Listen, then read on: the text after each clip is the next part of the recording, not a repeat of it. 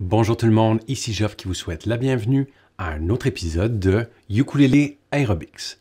Aujourd'hui, semaine 11, jour 4, c'est la journée des gammes et la gamme que nous verrons ensemble aujourd'hui est bien spéciale puisqu'il s'agit de notre première gamme qui ne contient aucune corde à vide, donc ce n'est pas une gamme en position ouverte et vous l'aurez deviné, il s'agit de la gamme de Mi bémol majeur.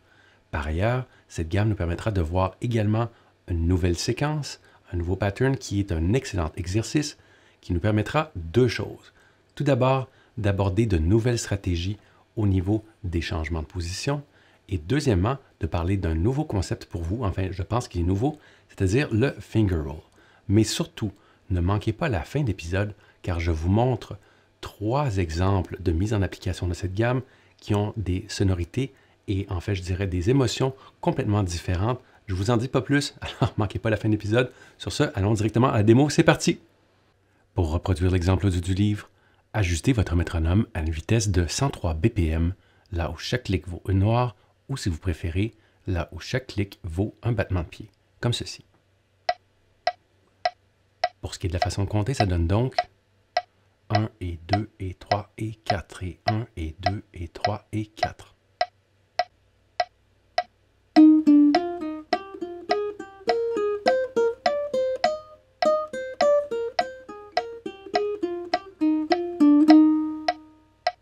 Pour la vitesse réduite, ajustez votre métronome à 50 BPM et activez les subdivisions en croche, comme ceci. Pour ce qui est de la façon de compter, ça donne donc 1 et 2 et 3 et 4 et ainsi de suite.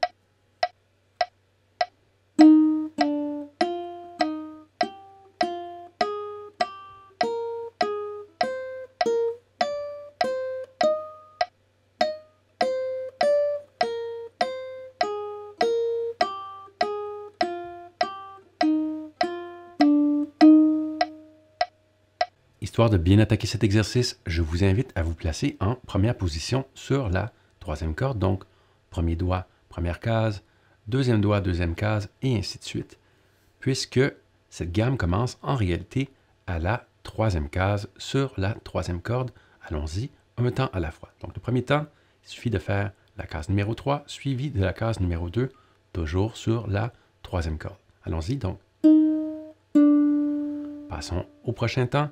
Alors pour le prochain temps, vous aurez besoin de déplacer votre premier doigt à la deuxième case, comme ceci, suivi de la troisième case qu'on vient tout juste de jouer sur la troisième corde. Donc, ça donne ceci. Les deux temps ensemble, donc 3, 2, 1, 3. 3, 2, 1, 3. Très bien, passons maintenant au prochain temps. Pour le prochain temps, on déplace le troisième doigt, on l'amène à la seconde case, toujours à la troisième case, à la seconde corde, pardon, toujours à la troisième case, comme ceci, et on fait 3, 1. Super, et on reste sur la même corde. Cette fois-ci, nous allons faire 4, 3. Donc, si on met les deux temps ensemble, 3, 1, 4, 3 sur la seconde corde. Super. On avance à la prochaine mesure. Alors, encore une fois, on va déplacer votre premier doigt afin d'aller jouer la première case sur la première corde. Alors, 1, 4. Suivi de 3, 1 sur la première corde, c'est-à-dire comme ceci. Petite remarque, je vous conseille de faire bien attention, de faire gaffe à cette séquence qui consiste à faire 1, 4 et 3, 1, puisque le plus souvent, vous allez remarquer qu'en soulevant votre quatrième doigt, il risque d'y avoir un pull-off non intentionnel, donc ça prend un peu plus de travail, mais c'est bien de commencer à se préoccuper de ce genre de choses, histoire d'avoir les sons que vous souhaitez et non d'avoir des notes qui polluent votre jeu de façon accidentelle. Alors le truc ici, pour éviter que cette note fasse un pull-off, alors je vous montre de quoi aurait l'air le pull-off non intentionnel. 4, 1, 4, 3, 1. Voyez-vous, c'est pas ce qu'on veut. Alors pour éviter ça, moi ce que je vous recommande, c'est que vous ne quittez jamais complètement la corde. Donc quand on fait le 1, 4, on va venir simplement soulever, mais on garde le contact avec la corde, un peu comme on le fait lors de nos fameux exercices étouffés, mais on y va au niveau de la note. Donc, 1, 4, et on garde le contact, 3, 1. Voyez-vous, on n'a pas ce pull-off non volontaire. À ce stade, nous devrions normalement jouer les cases 5 et 3 sur la première corde, ce qui risque d'être plutôt difficile en gardant la première position. Ça signifie donc que nous devons changer de position. Alors, vers quelle position devons-nous nous déplacer? Alors, la réponse, nous allons nous déplacer à la troisième position, c'est-à-dire là où le premier doigt est à la troisième case. Pourquoi la troisième position? Pourquoi pas plutôt simplement la seconde? C'est que si vous regardez un peu plus loin dans la mesure, vous allez remarquer qu'on a besoin d'aller jouer jusqu'à la case numéro 6. Donc, voilà, c'est tout simplement la raison. C'est pour ne pas avoir à se déplacer une seconde fois. Comme d'habitude, dans la vie et au ukulélé, la loi du moindre effort est votre ami, à mon humble avis. Alors, on se rappelle qu'on était ici avec le fameux 1, 4, 3, 1. Donc, 1, 4, 3, 1. Et on va venir tout simplement glisser de 2 cases et on va faire le 5, 3. Donc, troisième doigt, 5, 3. Et on conclut cette première moitié, c'est-à-dire la montée, avec la 6e case au niveau de la première corde. Donc, on se rappelle, le dernier temps donne donc les derniers 2 temps, plutôt devrais-je dire, de cette mesure. Très bien, nous sommes rendus au sommet. Passons maintenant à la descente. Alors, pour la descente, c'est plutôt l'inverse. Donc, on commence avec 6, 3, donc quatrième doigt suivi du premier doigt. 6, 3. Ensuite, 5. Et là, on doit jouer la première case. Encore une fois, on a le problème inverse de tout à l'heure, c'est-à-dire que ça va être bien difficile de jouer la première case en étant en troisième position. Donc, ça serait un bon moment pour glisser le tout et revenir à notre première position. Donc, si on récapitule depuis le début de descente, 6, 3, 5, et là, on glisse. On va venir chercher la première case avec votre index comme ceci. Une dernière fois, je la refais. Donc, 6, 3, 5, 1. Voilà. Ça vaut la peine de s'attarder à cette section jusqu'à ce que ça devienne fluide pour vous. Allez-y lentement. Encore une fois, l'objectif, c'est que ça soit tout à fait souple et puis gracieux.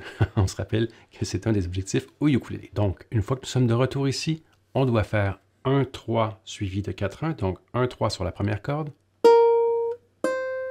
Suivi de 4, 1. Alors, le quatrième doigt est sur la seconde corde. Et le 1 sur la première. C'est encore une fois un endroit critique pour éviter, ou en fait plutôt pour contrôler votre quatrième doigt afin qu'il ne fasse pas cette espèce de pull-off non volontaire. Donc, c'est la mécanique inverse de tout à l'heure. Je la refais une autre fois. Donc, 1, 3, suivi de 4, 1. Très bien. Et on conclut avec le 3 sur la deuxième corde, comme ceci. Donc, on refait cette section-là à partir du moment où nous sommes redescendus. Nous avons changé de position. C'est parti. Donc, 1, 3, 4, 1. Et on termine la mesure sur la case numéro 3 sur la deuxième corde. OK, allons-y doucement. 1, 3, 4, 1, 3. Super. Attaquons maintenant la dernière mesure. Et cette dernière commence avec 4, 1 sur la deuxième corde, ce qui est quand même assez facile. Donc, allons-y. 4, 1. Par la suite, on remarque qu'on doit jouer la troisième case sur la deuxième corde, suivie immédiatement, encore une fois, de la troisième case sur la troisième corde. Alors, lorsqu'on doit jouer comme ça la même case sur des cordes adjacentes, d'ailleurs, j'aurais pu vous en parler, mais j'ai probablement oublié à la montée. Il y a une petite technique qui évite de faire en sorte que vous ayez à déplacer votre doigt à toute vitesse. Alors, c'est ce qu'on appelle le finger roll.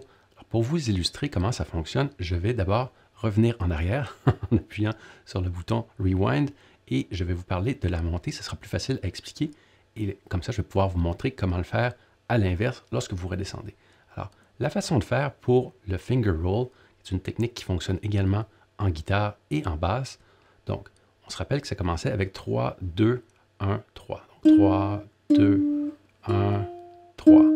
À ce stade, nous devrions normalement jouer la case numéro 3 sur la troisième corde, suivie de la case numéro 3 sur la deuxième corde. Alors, plutôt que de faire et de se déplacer comme ceci, ce qu'on va plutôt faire, c'est qu'on va venir écraser le doigt. Alors, vous pouvez voir la phalange plie de façon renversée. Je vais changer d'angle un peu. Je ne sais pas si on peut le voir comme il faut. Voilà, alors on est comme ça et on vient tout simplement écraser. Pour être honnête, il y a des gens dont la main ne collabore pas. Ça prend un peu de travail. C'est comme un mini barré ici. Alors, l'avantage, c'est que Bien sûr, ça prend un peu de pratique, mais c'est moins d'effort puisque regardez bien ce que ça permet de faire. 3, 3. Donc, ceci étant dit, donc si on met ça en contexte, 3, 2, 1, 3, finger roll, 3, ce qui nous permet de se placer après, on revient en position normale. Très bien. Donc, lorsque nous redescendons, alors on se rappelle qu'on était avec 4, 1. Alors, puisqu'on sait qu'on va faire le finger roll, on va venir placer le doigt de façon inverse. Donc, on l'écrase, on le pré-écrase, si vous voulez, pour 3, 3. J'ai complètement manqué mon coup. Alors, on la refait. Ça devrait vous donner espoir hein, que je manque mon coup. Ça arrive même dans les meilleures familles. Alors, je la refais et cette fois-ci, je crois bien que ça va fonctionner avec l'aide de mon premier doigt qui veillera au grain et s'assurera qu'il n'y aura aucun pull-off non volontaire. Alors, allons-y. 4, 1, 3, 3. Donc, 4, 1. Je pré-écrase mon doigt. Je m'assure que le doigt derrière est en contact et je fais 3, 3. Donc, 3, 3. Voilà. Là, c'était pas très clean, alors je la refais une fois. 4, 1, 3, 3. Très bien. Ce qui nous permet donc de compléter avec 1, 2. Donc, le 1 est déjà en place à la seconde corde, comme ceci. Et on vient jouer la deuxième case ici sur la troisième corde. Donc, 1, 2. Et on conclut avec la troisième case. Ça fait le tour de la gamme. Petite note à propos du finger roll. Si jamais ça ne vous plaît pas ou si vous trouvez ça trop difficile, ce n'est pas une obligation. C'est un petit truc. Au fil du temps, c'est plus facile, mais ça prend donc un certain temps à bâtir.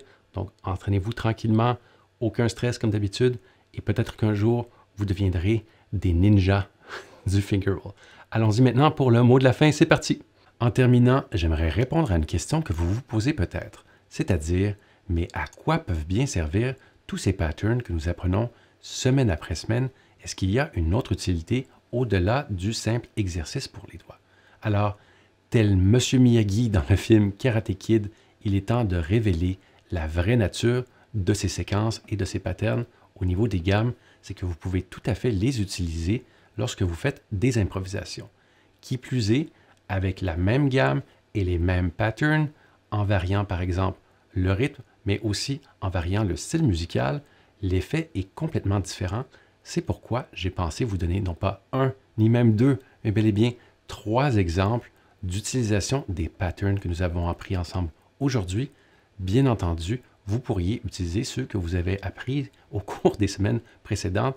L'idée, c'est d'avoir un vocabulaire. Donc, vous ne le saviez pas, mais en secret, à l'insu de votre plein gré, vous appreniez à improviser. Alors voilà, tout est dit. Alors sans plus attendre, je vous montre de quoi ça a l'air avec les 3 exemples. C'est parti!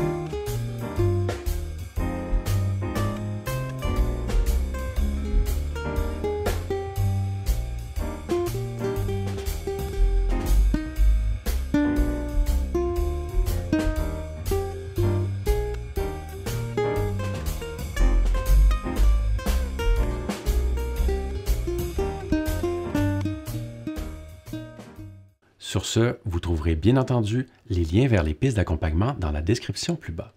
D'ailleurs, si le cœur vous en dit, je vous invite à publier vos versions de ces improvisations avec ces pistes d'accompagnement ou même d'autres dans notre groupe Facebook privé qui est un lieu complètement sécuritaire, très accueillant, sans jugement. Ça me ferait vraiment plaisir de voir ce que vous avez fait au niveau des improvisations, mais ce n'est certainement pas une obligation, c'est simplement une invitation.